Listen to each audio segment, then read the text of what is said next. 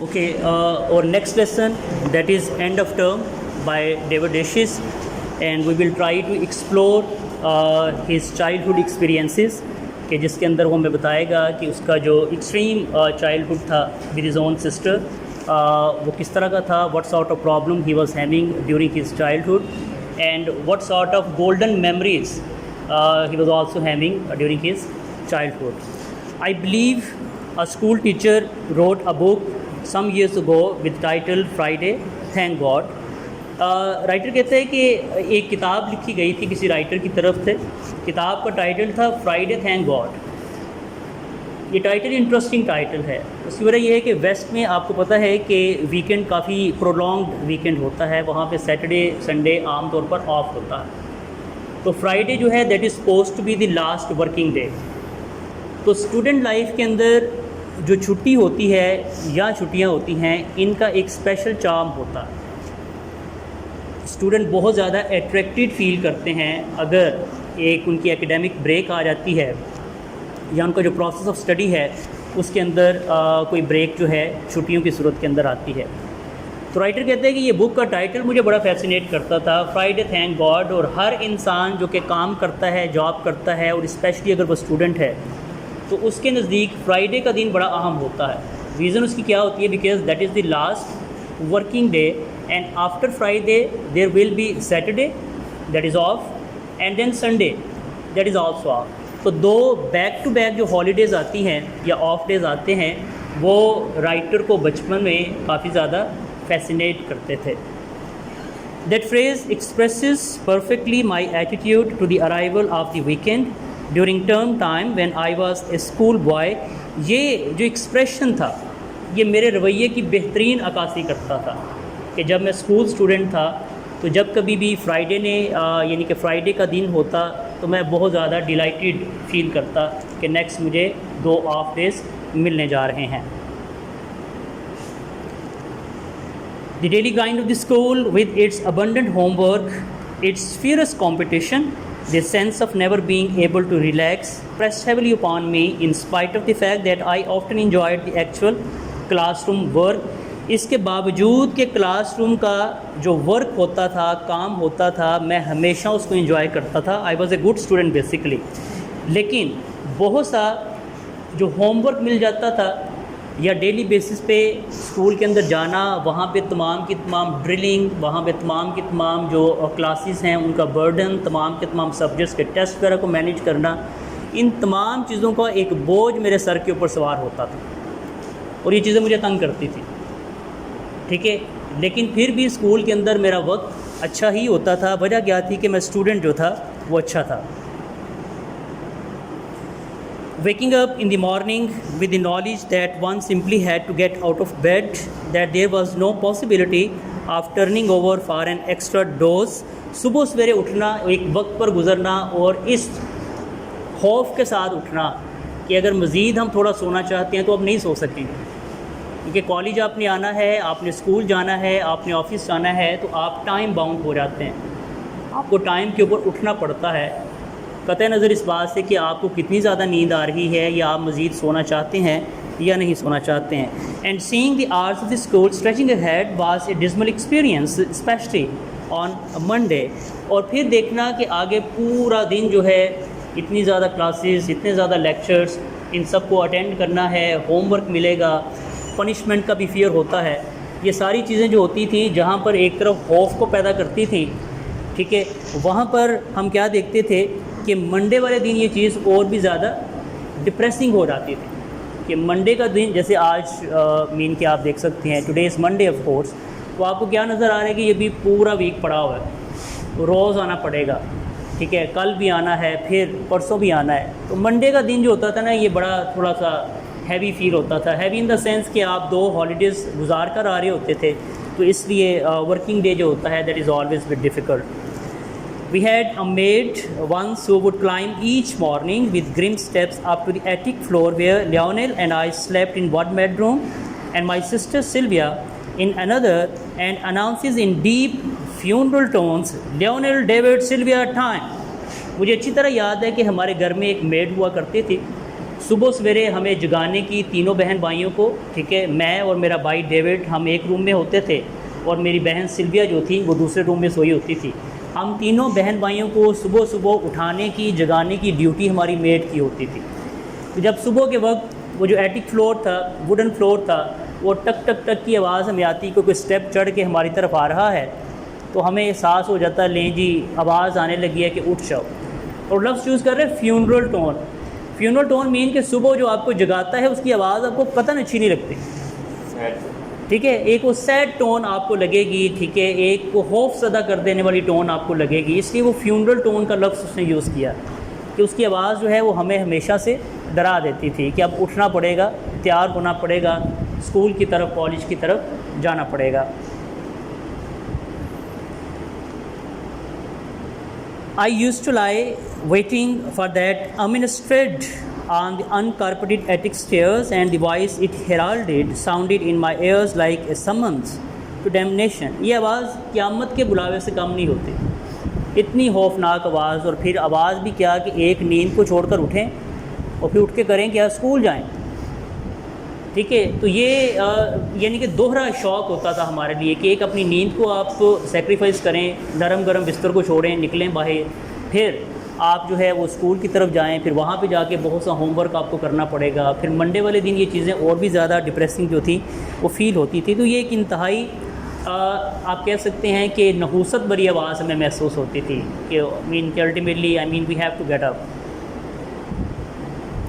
The anticipation was always worse than reality. I don't remember ever being especially unhappy in class, but the oppressive weight of the knowledge of the full day school ahead remained a characteristic sensation of my childhood and disappeared only after I had left school and entered the university, where the smaller number of classes to be attended and the freedom of the student to come and go meant a completely new kind of academic world. कहते हैं कि जो anticipation होती है ना, चीज़ों के मुतल्लिक आपका इदराक होता है, हकीकत से वो हमेशा मुख्तलिफ होता है। हम डर ज़्यादा जाते हैं, हो सकता है हकीकत ऐसी ना हो। यही वजह है कि स्कूल में, क्लासरूम के अंदर वो कहते हैं कि मुझे कभी याद नहीं कि मैं अनहैप्पी था, ठीक है, या मुझे क्लासरूम के अंदर बैठने में कोई प्रॉब्लम थी। I was a good student and I was having a very good time inside the classroom. लेकिन स्कूल की प्रॉब्लम जो थी ना, वो कैद थे, एक्सट्रीम डिसिप्लिन था। और ये चीज़ मेरे जहन पे तब तक मौजूद रही है जब तक मैं स्कूल गोइंग स्टूडेंट रहा। जो ही स्कूल की लाइफ से निकल कर मैं कॉलेज लाइफ के अंदर आया हूँ या मैं यूनिवर्सिटी लाइफ के अंदर आया हूँ, तो मेरा ये डर, मेरा ये खौफ जो है वो ख़त्म हुआ है। क्यों? There was a basic difference between school life and the university life. And what was that difference? The sense of freedom. कि यूनिवर्सिटी के अंदर आप अपनी मर्ज़ी से जा रहे हैं, आप अपनी मर्ज़ी से आ रहे हैं, वो कोई रोके टोकेगा नहीं आपको। You are responsible for your acts. तो वहाँ पे कोई ये नहीं कि गेट पे बैठा हुआ है और आपसे पूछ रहा है कि हाँ भाई किधर जा रहे हो, तुम्हें क्लासरूम के अंदर होना चाहिए। Nobody will ask about that, nobody will bother about your behaviour. लेकिन स्कूल में आपके पास ये सेंस ऑफ फ्रीडम नहीं होती है। प्लस स्कूल के अंदर आपका जो ड्यूरेशन होता है स्टडी का, वो काफ़ी प्रोलॉन्ग होता है। आप सुबह 8 साढ़े 8 बजे स्टार्ट करते हैं, 2-2:30 बजे तक, 3 बजे तक भी स्कूल समटाइम चल रहे होते हैं आपके। It's a long time basically. And of course there are so many other subjects जिनको आपने स्टडी करना होता है। लेकिन जब आप हायर स्टडीज़ की तरफ जाते हैं तो आप सब्जेक्ट स्पेशलाइजेशन की तरफ बढ़ रहे होते हैं, तो आपके जो नंबर ऑफ़ सब्जेक्ट्स होते हैं वो रिड्यूस हो जाते हैं, नंबर ऑफ़ क्लासेस भी आपकी रिड्यूस हो जाती हैं। तो यूनिवर्सिटी जो है वो आपको एक बर्डन फील नहीं होने देती, ठीक है। ये नहीं कि वहाँ पे स्टडी नहीं होती, स्टडी बहरहाल वहाँ पर भी होती है, लेकिन वहाँ पर आम तौर पे आप उन सब्जेक्ट को चूज़ कर लेते हैं जो आपकी चॉइस के सब्जेक्ट होते हैं। स्कूल में बहुत सब्जेक्ट ऐसे होते हैं कि ना चाहते हुए भी आपको पढ़ने पड़ते हैं, like English, like mathematics and so many other subjects कि जिनमें आपका इंटरेस्ट नहीं होता, but since they are compulsory so you have to study these subjects. लेकिन यूनिवर्सिटी में चूँकि आप एक ख़ास डिसिप्लिन को चूज़ कर चुके होते हैं कि मेरा इंटरेस्ट इस एरिया ऑफ स्टडी के अंदर है, तो वहाँ पर आपके जो सब्जेक्ट्स होते हैं वो भी आपकी चॉइस के मुताबिक होते हैं। इसलिए आपको वो चीज़ें बहुत ज़्यादा तंग नहीं कर रही होती हैं, बल्कि आप अपना वक्त वहाँ पर ज़्यादा इंजॉय करते हैं। To wake up on Thursday morning to feel the end of the week already lying ahead, Friday morning was positively rose-colored. ठीक है, थर्सडे को आप एक उम्मीद के साथ उठते थे कि आहिस्ता आहिस्ता आपका जो वीक है वो अपने अख्ताम की तरफ बढ़ रहा है। एक उम्मीद लग जाती थी जी कल फ्राइडे आ रहा है। फ्राइडे आ जाता था तो फ्राइडे जो था it was a sort of रोज़ी मॉर्निंग फॉर अस, कि जैसे हर तरफ जो है ना वो गुलाब खिलाए हैं। क्यों?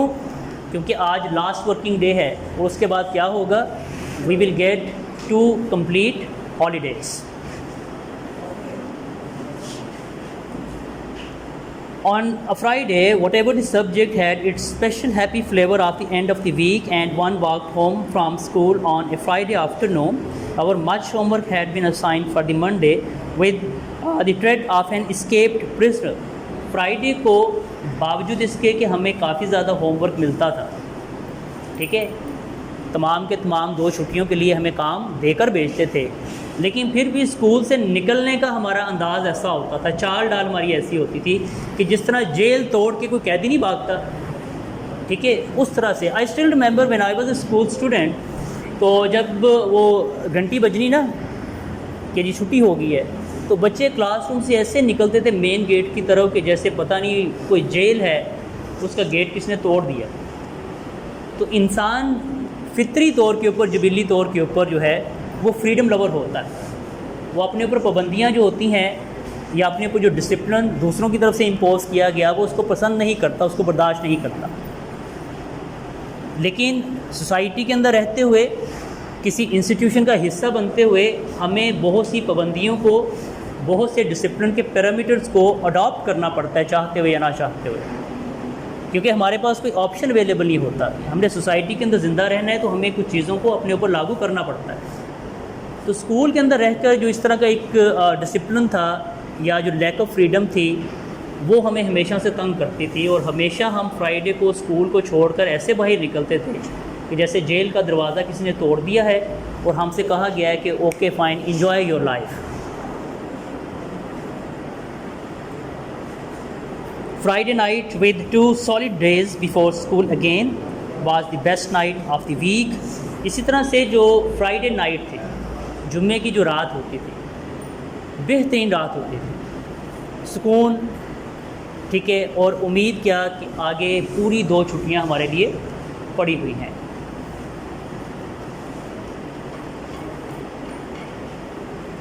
Saturday night with still a whole day between it and Monday was pleasant in a quite different way. फिर Saturday night का एक अपना मज़ा था, अभी भी एक छुट्टी बाकी थी, अभी मंडे के आने में एक दिन बाकी था, इसका एक अपना फ्लेवर होता था। Sunday night was full of threat of Monday morning, लेकिन जो Sunday night होती थी, it was a very scary sort of night. It was full of horror. वजह उसकी क्या होती थी कि ओ माई गॉड, कल से फिर से स्टार्ट ऑफ द वीक है, कल से फिर हमने जो है वो स्कूल जाना है, फिर टीचर्स को देखना है, फिर होमवर्क मिलेगा, और अगर आपने होमवर्क नहीं किया हुआ तो मज़ीद आपकी जो परेशानी होती थी उसके अंदर इजाफा हो जाता था कि काम भी मैंने नहीं किया हुआ तो पता नहीं अब टीचर्स जो हैं वो मुझे किस अंदाज से ट्रीट करेंगे, कैसे जो है वो मेरे साथ बिहेव करेंगे। तो ये मुख्तलिफ़ किस्म के जो हदशात होते थे, ये मिलजुल कर आपकी जो होती थी, जो संडे नाइट होती थी, ये इसको मुकम्मल तौर के ऊपर जेपडाइज़ कर देते थे, डिस्ट्रॉय कर देते थे, इन अदर वर्ड्स। और मंडे को फिर आप उसी तरह से एक लिथार्जिक स्टूडेंट के तौर के ऊपर, एक थके हुए डिफीटेड स्टूडेंट की तरह, ठीक है, आहिस्ता आहिस्ता चलते हुए स्कूल की तरफ बढ़ते थे, और इस इंतज़ार के साथ कि दोबारा से फ्राइडे आ जाए और दोबारा से हमें 2 छुट्टियाँ जो हैं मज़ीद मिल सकें ताकि हम अपनी ज़िंदगी को इंजॉय कर सकें।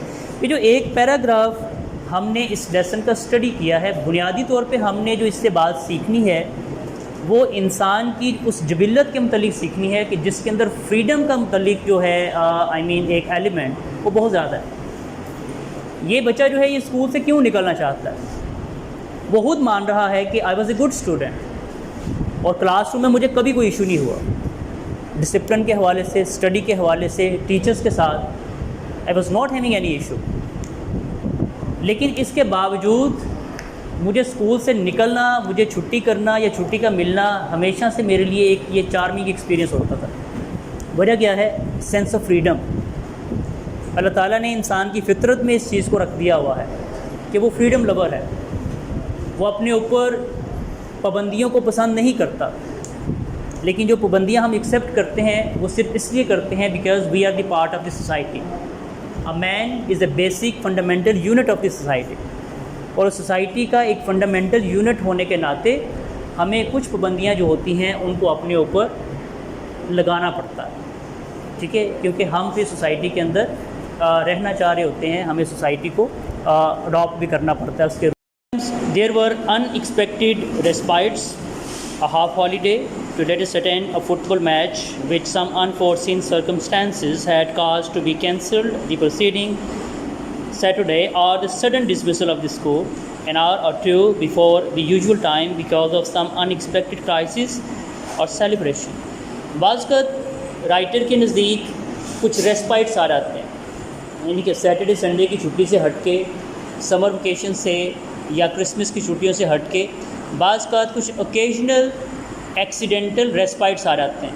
फॉर एग्ज़ाम्पल, स्कूल के अंदर फुटबॉल का मैच है, सारी क्लासेस को ऑफ कर दिया गया, बच्चों को ग्राउंड में भेज दिया गया स्पेक्टेटर्स के तौर के ऊपर। So that is of course quite fascinating for the students कि उनको क्लास वर्क की बजाय ग्राउंड के अंदर जाकर खेलने का, देखने का मौका जो है वो मिलता है। दूसरा जो चीज़ हो सकती है, कोई किसी किस्म की स्ट्राइक हो जाती है या कोई क्राइसिस आ जाता है या कुछ ऐसे सर्कमस्टेंसेस डेवलप हो जाते हैं कि आपको स्कूल की प्रोसीडिंग को रोकना पड़ता है and you have to declare a sort of holiday. तो उस हॉलीडे की बेस के ऊपर फिर क्या होता है कि बच्चे जो होते हैं they feel surprised in the sense कि उनके नज़दीक इस तरह से आने वाली जो एक अचानक छुट्टी होती है उसका भी एक अपना जो है वो मज़ा होता है। स्टूडेंट लाइफ के अंदर जो छुट्टी होती है ना, इसका एक चार्म है and students do enjoy holidays, ठीक है, वो किसी भी तरह से हो। सैटरडे संडे तो है ही ऑफ, लेकिन इस तरह के जो रेस्पाइट्स आ जाते हैं बीच में, ये भी काफ़ी ज़्यादा रिक्रिएशनल होते हैं बच्चों के लिए, स्टूडेंट्स के लिए। But these were few and far between. लेकिन ऐसा कभी कभार होता है, ये रूटीन में नहीं होता था। एक्सीडेंटल जो छुट्टी होती है ज़ाहिर है वो कभी कभार ही होती है। Once term we had the annual mid term holiday, a Monday off, which made a luxuriously long weekend, but it seemed to go just as fast as ordinary weekends. And occasionally in winter, if there had been a continuous hard frost for some days, we would get a whole day's skating holiday। फिर इसके अलावा mean कि आपकी term के बाद आने वाली छुट्टी, और फ़र्ज़ कर लें कि वो छुट्टी मंडे को आ जाती है, so it will be a very long weekend, Saturday Sunday and then again Monday. तो वो जो 3 कंसेक्यूटिव छुट्टियाँ आ जाएंगी, उनका एक अपना जो है वो चार्म होता है। फिर सर्दियों के मौसम में चूँकि वेस्ट में बहुत ज़्यादा स्नो फॉलिंग होती है, और अगर हार्ड फ्रॉस्ट है, स्नो फॉलिंग हो रही है बहुत ज़्यादा, तो बहुत ज़्यादा बर्फबारी की वजह से बाज़ बच्चों को स्केटिंग हॉलीडे दे दिया जाता है। वो भी एक स्पोर्ट्स है, ठीक है, स्केटिंग करना बर्फ़ के ऊपर जो है वो जिस तरह से फिसलते हैं, तो स्केटिंग के हवाले से बच्चों को फ्री कर देना, तो ये एक रेस्पाइट है जिसको बच्चे जो थे इंजॉय करते थे। These were blessed breaks in routine, but not of course comparable to the holidays we got at Christmas and at Easter. No doubt these were blessed holidays. Routine से हट के छुट्टी का आ जाना, of course that was a sort of blessing in disguise for us. लेकिन इनसे बढ़ के जो छुट्टियाँ थी जिनका मज़ा आता था, वो ईस्टर की छुट्टियाँ थी, वो क्रिसमस की छुट्टियाँ होती थी। वो थोड़ी तवील होती थी, लंबी होती थी, ठीक है, 2 वीक्स बेस्ड हो सकती हैं, 1 वीक बेस्ड हो सकती हैं। तो इस तरह से जो एनुअल हॉलीडेज़ आती हैं मुख्तलिफ़ किस्म के मजहबी त्यौहारों के ऊपर या बाकी जो कल्चरल आपकी फेस्टिविटीज़ होती हैं वहाँ पर, तो वो भी स्टूडेंट्स के लिए एक बहुत ज़्यादा इन्वाइटिंग एक्सपीरियंस होता है। 3 weeks each in my earlier school days later tragically reduced to a fortnight, and then if my recollection of loss is not misleading me to a mere 10 days। पहले Christmas की छुट्टियाँ 3 हफ्तों के लिए होती थी, बाद में कहते हैं कि ट्रेजिकली अनफॉर्चुनेटली इनको रिड्यूस कर दिया गया और 2 हफ्तों तक इसको महदूद कर दिया गया, ठीक है, 15 दिन की ये है कर दी गई। फिर वो कहते हैं कि अगर मेरी यादाश्त काम करती है तो बाद में इनको मज़ीद रिड्यूस करके 1 हफ्ते तक जो है महदूद कर दिया गया, ठीक है। तो ये छुट्टियाँ जो हैं कम से कम जो है वो होती गई या 10 छुट्टियों तक महदूद कर दिया गया। But the holidays were the summer holidays, the 2 months vacation we got in the summer time, and it was these months was which the whole year we moved। लेकिन तमाम दर छुट्टियों से बढ़कर जो छुट्टियाँ होती थी, the king of holidays, The best of all holidays, those were summer vacation, prolonged 2 months vacation. तो उन छुट्टियों का कोई भी मुकाबला नहीं था, उसकी कोई सब्स्टिट्यूशन नहीं थी. Those were the best holidays. 2 months seemed a long time in those days. Indeed, I used to have the feeling that for all practical purposes, I could look forward to a period of permanent felicity. 2 माह एक तवील अरसा होता था और मैं हमेशा सारा साल उन 2 महीनों का इंतज़ार करता था. I wait for those 2 months. और मेरी तमाम तर जो एक्टिविटी होती थी वो इन 2 माह की तरफ होती थी कि कब गर्मियों की छुट्टियां आएँ और वो जो एक प्रोलॉन्ग ब्रेक है मैं कब उसको इंजॉय कर सकूं, उसका मज़ा ले सकूं. ठीक है, ये एक ऐसी खुशी थी जो परमानेंट बेस पर मेरी ज़िंदगी के अंदर मौजूद थी कि गर्मियों की छुट्टियां हर समर में होनी है और स्टूडेंट लाइफ में आप बार बार उनसे लुत्फ़अंदोज़ हो सकते हैं. I would walk home across the meadows in the July sunshine, wearing my summer school clothes of grey cricket shirt, grey shorts and red Watson's blazer, and savor my happiness with conscious relish. छुट्टियाँ होती मैं अपना sports dress पहनता, sports dress पहन के मज़े के साथ, आराम के साथ, सुकून के साथ अपने घर की तरफ मूव करता. ठीक है, और फिर पीछे मुड़ के देखने को दिल नहीं करता कि चलें शुक्र है कि 2 माह के लिए जो है ना मुकम्मल तौर पे ऊपर एक ब्रेक आ गई है. No more exam, no more study, no more teachers, no more school. So I will spend my time with my family mates, with my friends.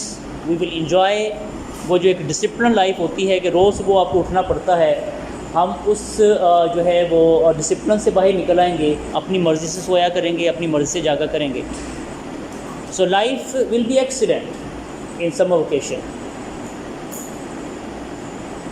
I could hardly believe that 3 strenuous school terms had indeed rolled away, and the long-far dream of almost, it seemed at times, mythical summer holidays were at hand, unspoiled as yet, laying intact and promising just ahead. 3 आपकी जो school terms हैं थका देने वाली, exhausting 3 terms, first term, second term, third term, और वहाँ पे जो टर्म्स थी वो ख़त्म होती थी जाके मई के महीने में या जून में, जब भी मीन कि उनका समर स्टार्ट होता था वहाँ पर, या समर वेकेशन स्टार्ट होती थी. तो कहते हैं कि यकीन नहीं आता था बाज़ का कि जो 3 आपकी एकेडमिक टर्म्स हैं वो कंप्लीट हो चुकी, एग्ज़ाम आप जो है उनसे फारिग हो चुके और अब आप मुकम्मल तौर के ऊपर फ्री हैं. No more pressure of exam, no more psychological barriers, complete freedom and lots of holidays in the shape of summer vacation. तो ये एक ऐसी फीलिंग होती थी कि जिसको बार बार फील करने को, एंजॉय करने को दिल करता था. It all seemed too good to be true. Wishes didn't come true in this life. I knew that all my early childhood I longed desperately for a tricycle, which my parents could never afford, and later the wish was transferred to a bicycle, and there too I was permanently disappointed. I bought my first bicycle for myself when I was 21 with prize money I had won at Edinburgh University. ठीक है, अच्छा वो कहते हैं कि तमाम तर इंसान की ज़िंदगी की ख्वाहिशात जो होती हैं ना वो पूरी नहीं होती. बाज़ ख्वाहिशात सिर्फ ख्वाहिश रह जाती है, वो ख्वाब रह जाते हैं. कोई भी इंसान दुनिया में ऐसा नहीं होता कि उसने जिस चीज़ की ख्वाहिश की हो उसे हमेशा वो चीज़ मिल जाती हो. क्योंकि बचपन में मेरी इस चीज़ की बड़ी ख्वाहिश थी, ठीक है, कि मेरे पास ट्राइसिकल हो. बच्चा था, मुझे इस चीज़ का शौक़ था, लेकिन पेरेंट्स अफोर्ड नहीं कर सकते थे, तो मैं कभी भी जो ट्राइसिकल है मैं उसको नहीं ले सका. फिर मैं बड़ा होता गया, स्कूल लाइफ की तरफ आ गया, फिर ये ख्वाहिश तब्दील हो गई, ट्रांसफ़र हो गई इस ख्वाहिश के अंदर बाइसिकल की तरफ. यहाँ पर फिर से मायूसी का सामना करना पड़ा. What was the reason behind that disappointment? Because his parents were unable to afford that bicycle. कहते हैं कि पहली जो बाइसिकल मैंने अपनी ली ना, वो जब मैं यूनिवर्सिटी स्टूडेंट बना तो यूनिवर्सिटी में मुझे प्राइज़ मनी मिली. उस प्राइज़ मनी से मैंने फॉर द फर्स्ट टाइम अपनी ख्वाहिश को पूरा किया और मैंने अपने लिए बाइसिकल को खरीदा. Often had I stood outside sweet shops with empty pockets, longing for a penny or two to materialize somehow, or hung on the outskirts of a crowd around the ice cream barrow, wondering whether the ice cream man would be miraculously inspired to offer me a coronet or a slider free. इसके अलावा मज़ीद वो childhood desires की बात करता है, मुख्तलिफ dreams की बात करता है कि ज़िंदगी में कई बार ऐसा हुआ किसी मिठाई की दुकान के बाहर खड़े हो जाना, ख्वाहिश करना कि ये चीज़ें मैं ख़रीद सकूँ, but I was unable to purchase two sweets for myself. And what was the reason? Because my pockets were empty. I was unable to buy those things. I was unable to afford those things. या कभी किसी ice cream man के पास खड़े हो जाना, ठीक है, वहाँ पे खड़े होके किसी स्लाइडर की, किसी आइसक्रीम की ख्वाहिश करना, तमन्ना करना कि कभी ये मुझे वो फ्री में दे दे, मुआवजाती तौर पे रहम कर दे, मेरी शक्ल देख कर मुझे को दे दे. लेकिन ऐसा नहीं होता, पैसे खर्च करने पड़ते हैं. ख्वाहिशात आप पूरी करते हैं जब आप पैसे खर्च करते हैं, और अगर जेब में पैसे नहीं तो ख्वाहिशात सिर्फ ख्वाब बन जाती हैं. तो पोइट अपने चाइल्डहुड जो कॉम्प्लेक्सेस थे उनका जिक्र करता है कि उसका जो चाइल्डहुड था वो कितना ब्लैंक गुजरा हुआ था, कि वो बहुत बुनियादी किस्म की जो उसकी ख्वाहिशात थी, he was unable to fulfil those desires, and that is why he was quite upset. जब इंसान बहुत सी चीज़ों के मुतल्लिक़ ख्वाहिशात रखता हो और एक के बाद एक उसकी ख्वाहिश जो है वो नाकामी की तरफ जा रही हो, तो ज़िंदगी बेरंग सी होना शुरू हो जाती है. It becomes absolutely colourless. You starts to take interest in life and you will find nothing. ऐसी सिचुएशन में फिर ज़िंदगी को गुजारने का, जीने का क्या मकसद रह जाता है. उसका भी हमें राइटर जो है ना वो आगे बताता है कि वो फिर क्या किया करता था. Mean what was pleasant in his life when he was deprived of the basic facilities in his childhood. So how he used to manage things. ऐसी कौन सी इंस्पिरेशन थी, ऐसा कौन सा इम्पिटस था जो उसको ज़िंदगी में आगे बढ़ने के ऊपर मजबूर करता रहा और ज़िंदगी वो गुजारता रहा. वो देखते हैं जी, हम एक्सप्लोर करते हैं. These things never happened. A few pence a week pocket money we received was to be put into a money box and saved, and during our early childhood, Lionel, Sylvia and I never had anything spent for ourselves. कहते हैं लेकिन ऐसा कभी हुआ नहीं, मिठाई की ख्वाहिश की हो, मिल गई हो, आइसक्रीम मैन के पास खड़े हैं, उसने मिरेकलसली आके वो ऑफ़र कर दिया हो. It never happened. ये नॉन प्रैक्टिकल चीज़ें हैं. और बचपन में चंद एक हमें वो मिलते थे, पेंस मिलते थे, माइनर करेंसी है, पेंस मिलते थे हमें पॉकेट मनी के तौर पे, और वो भी हमें खर्च करने की इजाज़त नहीं होती थी तीनों बहन भाइयों को. और हम क्या करते थे कि हमारा एक पिगी बैंक था, उस पिगी बैंक के अंदर हम उसको डिपॉज़िट कर देते थे. ठीक है, जोड़ते थे पैसे. एक कंटेनर ले लिया छोटा सा, ठीक है, उसके अंदर उन पैसों को हम जमा करते रहे, जोड़ते रहे. Yet summer and the summer holidays did come. The school year did come to an end, and one did find oneself at last standing by the trunks and the suitcases outside number 6 Millerfield Place, waiting for the taxi, glorious vehicle that was to convey the family and its luggage to the railway station. लेकिन इन तमाम तर complexes के बावजूद, जैसे मैं कह रहा था ना कि फिर अल्टीमेटली उसको ज़िंदगी में क्या मिलता था, ऐसा कौन सा इम्पिटस था कि वो ज़िंदगी फिर गुजारता रहा. So he gives us a reason, and what was that reason? Summer holidays. They do come without any effort.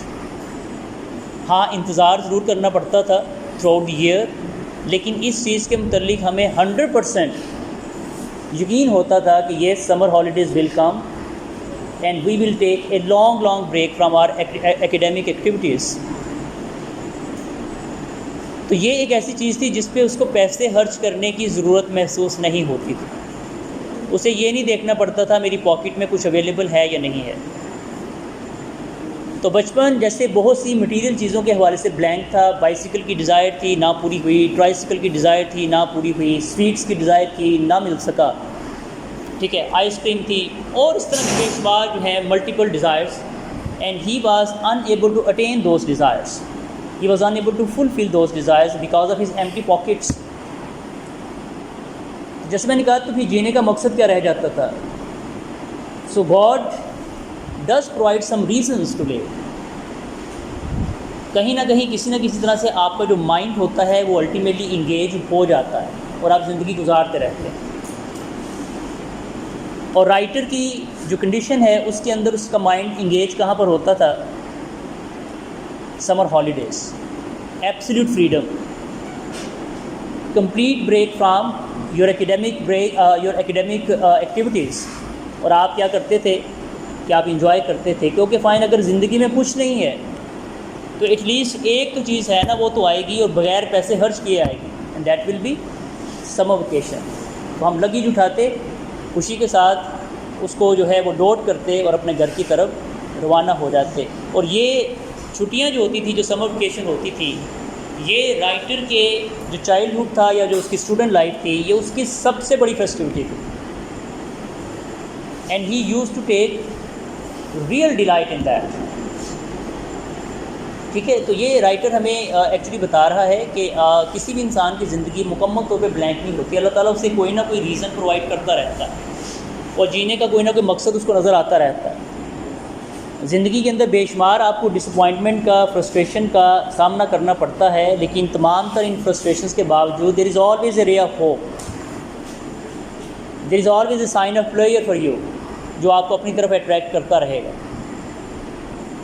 Writer के लिए वो समर वेकेशन हो सकती हैं, आपके लिए वो गेम ऑफ क्रिकेट हो सकती है, किसी और के लिए किसी रेस्टोरेंट में जाके अच्छा खाना खाना हो सकता है, या किसी और के लिए किसी शॉपिंग मॉल में जाकर शॉपिंग करना हो सकता है।